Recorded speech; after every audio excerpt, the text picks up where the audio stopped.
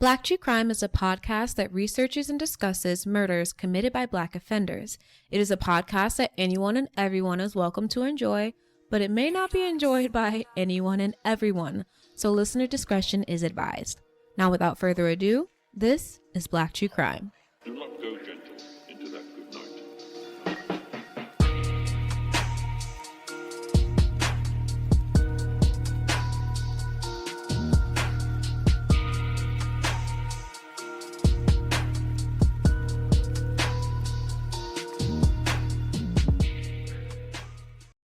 Hello, everyone. Hey, everybody. Welcome. I'm Kayla. And I'm Kristen. And welcome to Black True Crime. If this is your first time here with the show, welcome and hello. Hi. We're super excited today. One, because as we record this, Kristen's new man is meeting our father. And she's just titillated about it. Stop. I'm blushing. That was my freaking phone. Hold on. Yeah. Bro. Do not disturb. Shut up. Okay. Yeah, I'm excited. But also we are excited because your case is supposed to be extra special today. Is it supposed to be extra special? Don't put that pressure on me.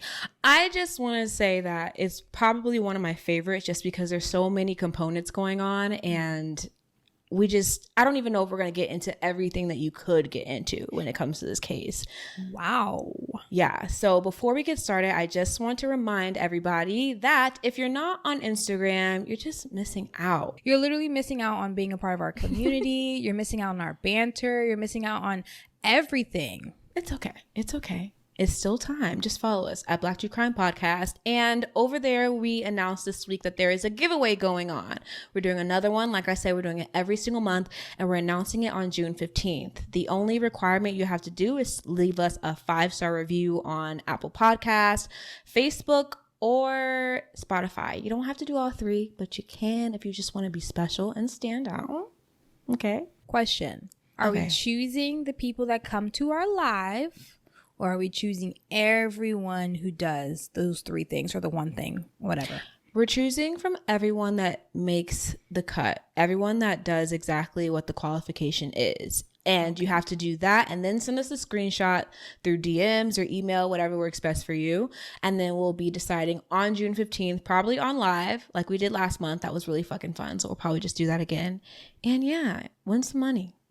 I'm excited for you guys. I wish I was winning some money. And do we have any other announcements? Oh yeah, we have one more announcement. We're going to be in fucking Dallas, you guys, in August, the 26th through the 28th at the True Crime Podcast Festival. Come check us out. Which happens to be my birthday weekend. So if you want to party with me, come check us out at that event. Yeah, and we're definitely after the event.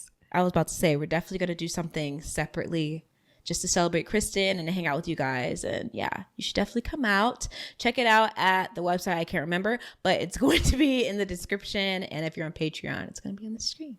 Yes, Virgo season. Get with it. All right. Are you guys ready to get into this case? Because if you're on Instagram, you already know what it is. Okay. Yes, we are. Let's get into it. In the 1980s, the city of Miami was going through one of the worst racially segregated times in its history. The police were killing Black people and the judges were just letting them off. The people were feeling angry and hopeless until a man came, a sadistic savior that offered a message of salvation through caucus extermination. Join us as we discuss the meglomaniac that was Hulon Mitchell Jr. Whoa! Don't tell me this is a Nat King Cole. Anyway, the dude who went around killing all of the white masters and stuff. Don't tell me it's one of those. It's definitely giving Black supremacy. I don't know who Nat Cole was. I'll look it up. I think it's Nat Turner, actually. Okay, I'll look that up too. Sorry. Whoa, this is insane. The only reason I made that face of excitement is because, one, we don't hear these stories often. But it still sucks to hear that. But we don't hear these type of stories often, and I'm excited to hear it. Yeah, when I came across it, I was completely surprised. And this was actually recommended by a listener on YouTube. Let me get their name. Hold on. I'm about to say, shout them out, sis. Shout them out. Of course I'm going to shout them out. I just have to find it first. And it also seemed like a lot of people in our community knew what this case was going to be. Yeah. Yeah. Which I find it was really in Miami. fun. Mm-hmm. Oh, it was actually on Instagram. So shout out to Giovanna_Gibson. Hey, I know her. Hey, Giovanna. Thank you for this suggestion. It was really fun to research. Hulon Mitchell Jr. was born on October 27th, 1935 in racist Kingfisher, Oklahoma. Kristen doesn't have anything for us today because I forgot to give her a date. And it's totally fine. There's a lot we need to get into anyway. Yes. Plus, I need to catch up on my TikTok videos. So yeah, this is an ample. I accept this break. Thank you. Awesome. Okay. So he was born in Kingfisher, but he was raised north in Enid, Oklahoma, which was a segregated city as well. So just, racism wherever you go. But it was 1935, so it was definitely that fucking vibe. Right. Expected. Mm-hmm. He was the oldest of 15, and he grew up in the church. His father was a preacher, and his mother played the piano, and they were Pentecostal. So, okay, Pentecost. We're familiar with a little song. We speak the holy tongue. We believe in what happened in the upper room. Period. He grew up extremely poor and so poor they had to live in vacant places sometimes, houses, warehouses, stores, stuff like that. And their parents took any jobs they could to make ends meet. It's 15 kids, I probably would have had to sell a little pussy. I mean, it's too much. The thing is, 15 kids, at least 5 of them better be working somewhere. Yeah. I don't know how she popped those. Good Lord. 15 kids, Kayla. Yeah. You know those memes where somebody falls over something and then the POV from that something is turkey lips or turkey slices just slapping against each other?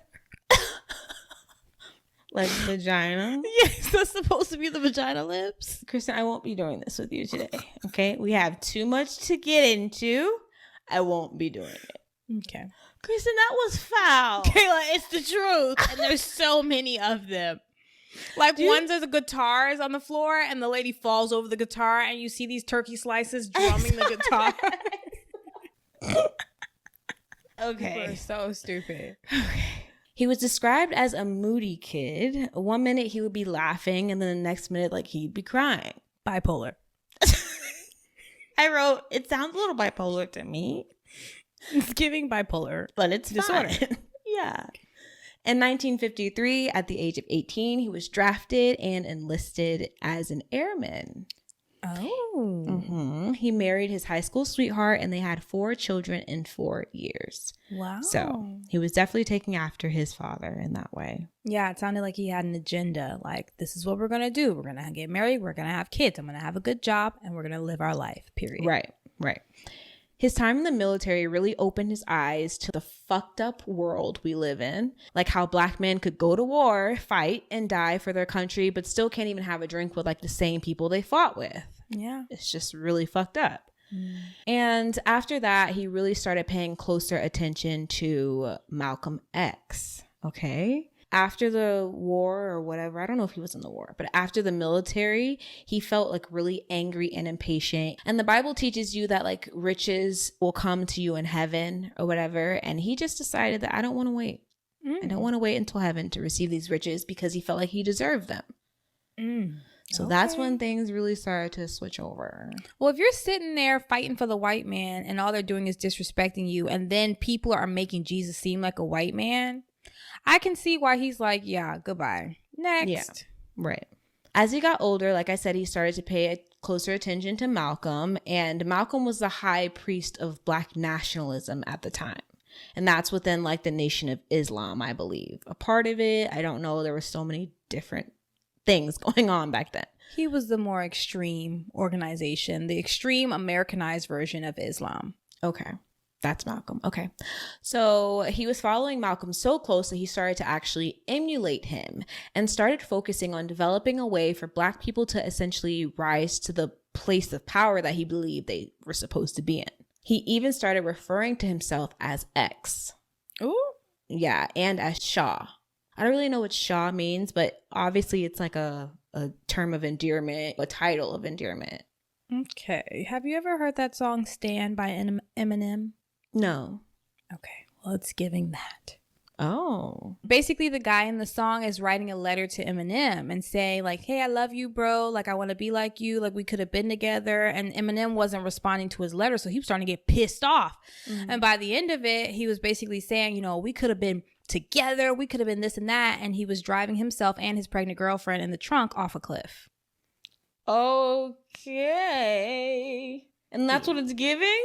Yeah, because the guy was like, he felt like he was like, you know, me and you have so much in common. We're alike. We could be together. It was just giving obsession. Okay. Okay. I can pick that up. Hulon's plan was simple. There needed to be a spiritual base to the movement, and the focus had to be on understanding and implementing financial literacy while uplifting Black people. So just essentially showing Black people that they can do better and deserve better than what I guess the white folk or the white man at the time wanted them to believe. Okay. Which I can get behind, right? Yeah, it makes sense. It's self-empowerment. Mm-hmm. Hulon was considered to be a visionary and a conceptualizer. Things that I think small-minded, like Enid, Oklahoma, just wasn't going to get behind. So he had to fucking leave, and he decided to take his ideals and charisma to the city of Miami. What a place to go. I don't think we've done a case from Miami yet. I don't remember one. Yeah, shout out to Miami. Well, first, okay, he didn't technically go straight to Miami. He went to like Orlando and other places. And in Orlando, he had people start to call him Brother Love. Okay. And in Atlanta, people were calling him Father Michael. So he was not Hulon anymore. That was gone in the wind. And he found like this type of like power within himself that he's really, I guess, getting people to see as well at this point. Cool. So far, so good. I also wanted to mention that Brother Love kind of sounds familiar because Diddy was going by Brother Love. I was about to say that sounds so familiar. I don't know how I feel about that. Diddy? No, not Diddy. I mean, I don't really like Diddy. You know, I never really liked Diddy. But as far as why he called himself Brother Love, if he knew about the history behind the name and who used it and what they did, you know, because Diddy was definitely alive when this was going on. I know he knew. So let's continue, because what happened? Okay. So Hulon started growing his following almost as soon as he touched down in Miami. He created an ideology based off of Christianity that uncovered the lies he felt that the white men had taught us. So, you know, he grew up Pentecostal, and being that he was so devout, he knew the Bible basically inside and out. And he was able to take the parts that he felt would speak to his rhetoric and his ideals and essentially put it all together. So, for instance, most drawings, paintings, and pictures of Jesus today are like of a white man, right? With long brown hair. Mm-hmm. When if you think about where everything happened technically in the Bible, he should have darker skin and he should at least be a person of color, you know. Right. He was not of the root of the caucus. At all. And there's an excerpt in the Bible that literally shows you that. I mean, there's excerpts in history. Even people that aren't religious are like, you know, this is fact. This nigga wasn't white. No, he wasn't white. Kristen, please. Jesus. I was about to say Jesus. Right. Okay. As he created his ideology and literature. Bitch, I can't say ideology. No, you can't. I can't. As he created his ideology and literature, he meaning, you know, Hulon, he included passages from the Bible that made his claim seem more true. For example, Job 30:30, which says, "My skin was black upon me." Okay, that's really just the part that speaks to that's is what he's saying, you know? And then Revelations 1:13 through 15 describes Jesus' hair to be like wool and his feet were like burnished bronze. So just things like that, you know? Mm-hmm. And he'd end up calling his little literature pamphlet, whatever, Yahweh, God of gods, our true history, the world's best kept secret. Wow. Now that's enticing.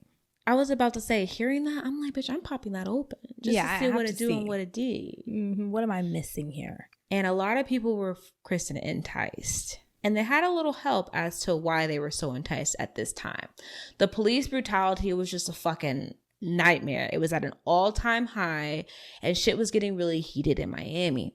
Mm-hmm. For instance, a couple things that happened were in January of 1979, a white state trooper sexually violated an 11-year-old black girl, and he only received 3 years probation. Oh, yeah. My gosh. I'm already flipping the table from that, and that's like the first. I was like, that was the worst. The first and the worst. And the worst.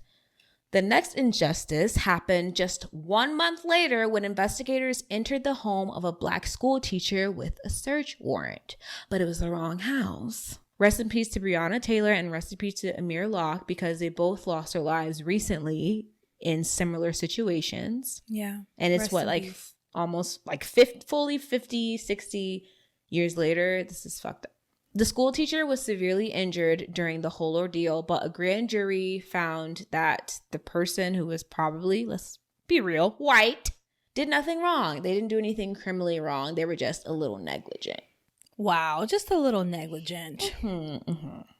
And that's more than what they fucking did for Breonna Taylor, fucking in 2020. Yeah, yeah.